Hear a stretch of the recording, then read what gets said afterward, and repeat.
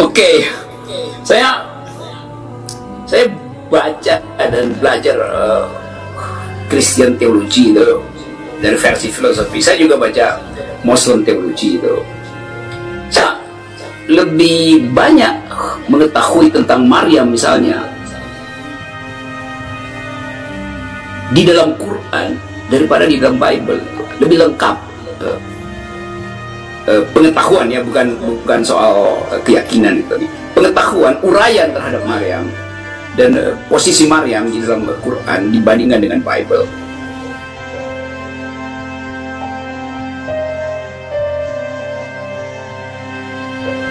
Jadi kalau kita mau berbicara tentang kemungkinan-kemungkinan, Pak Rocky, jadi kadangkala kita berbicara hal-hal religius itu tidak ada kaitannya dengan agama dong. Yaitu berbicara urusan batin seseorang dengan lingkungan sekitarnya yang dia hayati, kemudian mengarahkan dia kepada pemikiran, wow, luar biasa, pasti ada yang menciptakannya. Nah, kalau misalkan nih orang berkata bahwa yes, ini pertengkaran ini polemik teologis juga dalam kekristenan, Pak Rocky juga pasti tahu itu.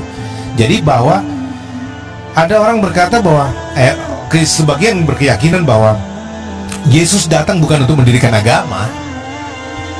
Yesus datang bukan untuk mendirikan gereja-gereja organisasi seperti sekarang ini. Tapi Yesus datang untuk membangun jalan ke sorga. Ini makna teologisnya, untuk mengembalikan manusia kepada semacam tatanan awal penciptaan, rancangan awal penciptaan mereka. Sehingga yang dibangun sebenarnya adalah jalan hidup, the way of life, untuk orang bisa kembali kepada sang penciptanya melalui Yesus. Sehingga ucapan-ucapan yang mengatakan agama tidak menyelamatkan, gereja tidak menyelamatkan, ya, tapi percaya kepada Yesus dalam pengertian yang lebih hakiki, menjadi seperti Yesus, mengikuti pola hidup Yesus, akan membawa mereka pada kekekalan.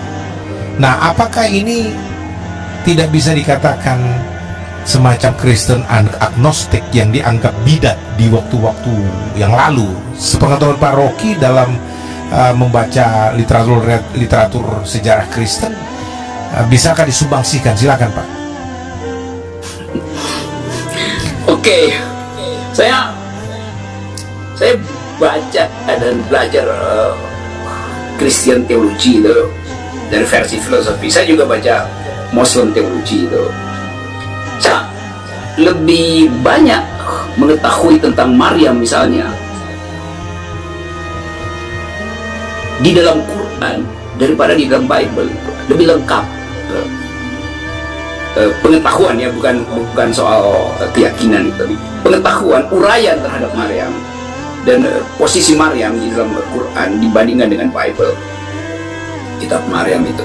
Saya bandingkan misalnya dengan versi di dalam kitab-kitab suci yang lain, bahwa keibuan itu dipelihara bukan karena relasi genealogi, yuntobiologi, tetapi karena ada penghayatan terhadap rahim, dan itu sifatnya arkeologis, antropologis.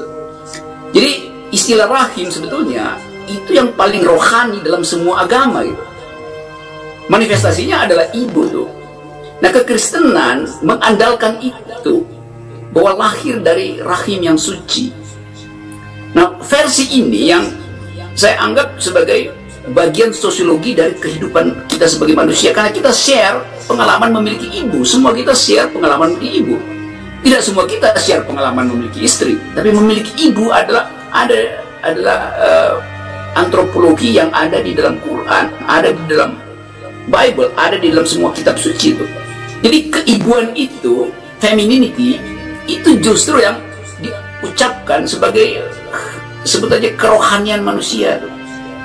Nah, karena itu kaum perempuan selalu punya bayangan buat Tuhan itu versinya adalah feminin itu, goddess, bukan God itu.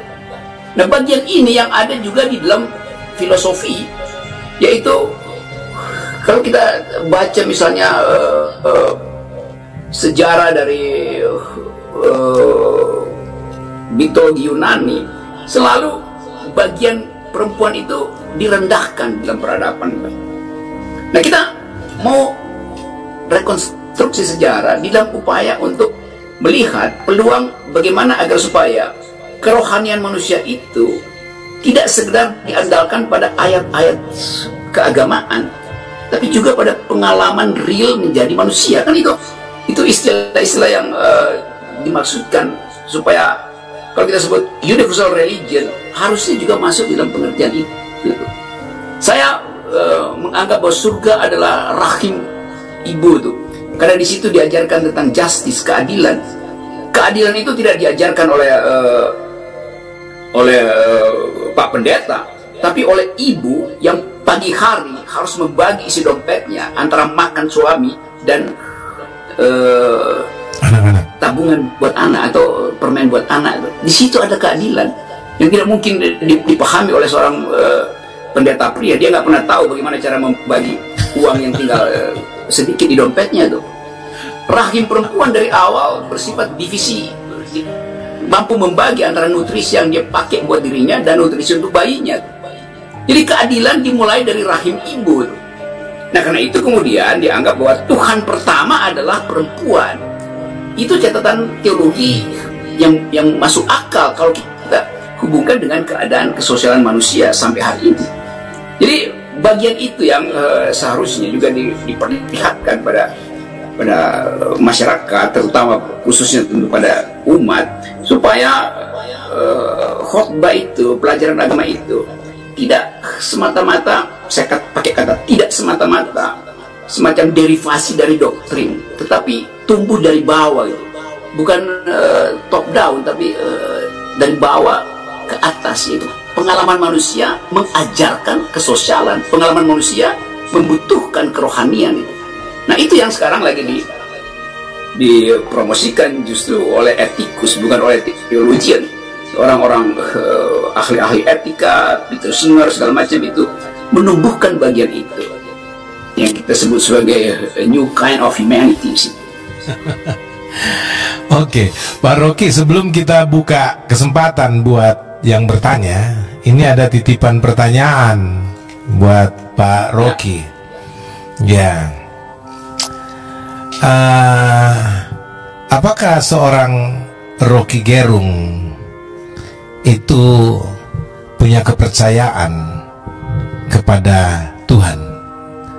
Artinya orang mau tanya, Pak Rocky ini beragama ateis atau agnostik atau bagaimana? Saya juga sendiri dalam menerjemahkan pertanyaan-pertanyaan mereka ini memformulasikan dalam bentuk kalimat pertanyaan itu agak bingung juga, karena mereka melihat bahwa ini saya bisa tanggapin begitu karena mereka melihat Pak Rocky itu selalu bisa menarik semua pendapat-pendapat teologis kepada hal-hal yang aplikatif, sosiologis, antropologis, humanis, sehingga kata humanis yang tadi dipakai akan mendirikan agama humanis PBB ini itu itu mengait-ngaitkan ke Pak Rocky ini. Bagaimana Pak Rocky? Sebelum kita buka ini pertanyaan, itu pertanyaan yang paling mudah, karena mudahnya nggak perlu dijawab sebetulnya. kan anda kita kalau satu kali kita jawab itu, maka buat apa kita berbicara itu? Karena nanti dipersoalkan tuh. Anda bertuhan tapi kok Anda nggak bertuhan tapi begini. Kan itu soal yang apa namanya tuh, bahasa Ibrani tuh dabar Elohim itu. Apa namanya, the word of God gitu. Yang merupakan pertanyaan dari awal, apa sebetulnya keinginan Tuhan terhadap Israel? Kan itu soalnya sama aja Anda bertanya itu. Jadi pertanyaan itu pertanyaan yang dangkal sebetulnya. Anda bertuhan apa tidak? Anda kalau enggak apa konsekuensinya? Kalau iya apa konsekuensinya itu? Sebetulnya itu bisa dijawab, tetapi saya selalu menganggap setiap jawaban nanti ada evaluasinya tuh, dan orang kasih predikat berdasarkan jawaban terhadap pertanyaan konyol itu. Lain kalau itu ditanyakan dalam keadaan eksistensial, mungkin orang menganggap ya kan soal kita sebetulnya menanyakan sesuatu hanya untuk memberi rasa aman pada si penanya ya sebetulnya. Kan itu problem psikologinya tuh. Ngapain dia bertanya soal itu? Dia mau dapat rasa aman dengan jawaban saya itu. Nggak ada, itu tidak kasih poin pada kehidupan pertanyaan semacam itu. Yang mesti kita tanyakan adalah ya mungkin ingin akan menimbulkan groupings itu dalam semua sektor. Oh ya, itu grouping benar. Karena mungkin mereka seorang yang penggemar Pak Rocky, lihat Pak Rocky punya orang yang cerdas, pinter, terus ingin kepercayaannya Pak Rocky apa sih? Apakah sama dengan saya atau tidak? Nah, grouping itu sudah dijawab. Nah, tapi Pak Rocky katanya Anda harus berani mengaku. Tapi ini lagi ada dari saya punya staff mengatakan ada pertanyaan, Pak Rocky mestinya berani dong mengaku bertuhan atau tidak, dan dia Kristen atau Katolik atau Islam atau agnostik atau ateis. Nah, itu merupakan bisa semacam mengaku, nilai. saya bisa mengaku itu. Saya bisa mengaku. Kalau mau ditanya, saya bisa mengaku sekarang. Yang saya mau tahu, yang bertanya siapa itu? Catatan dia nggak mau kasih tahu nama sih. Nah, di situ. Jadi ngapain itu kan? Ya. Ya, oke. Kalau gitu saya berikan aja kesempatan itu minta. Kan pertanyaan yang kayak orang main truth gitu kan. Dia simpan truth, tapi dia ajukan call supaya dia tahu truthnya yang pegang siapa itu. Kan dia ngerti saya soal-soal semacam itu saya hafal tuh. Teknik bertanya. Kalau diputar, seharusnya orang itu kalau akalnya tajam, dia bisa ambil kesimpulan itu. Buat apa bertanya? Jadi buat apa ada uraian? Kalau itu sebaiknya ditanyakan di awal supaya saya nggak perlu terangkan soal-soal semacam ini kan. Jadi kadang-kala orang mau menguji sesuatu hanya karena rasa tidak aman dirinya. Jadi orang yang bertanya sebenarnya tidak aman dengan keyakinan dirinya sendiri.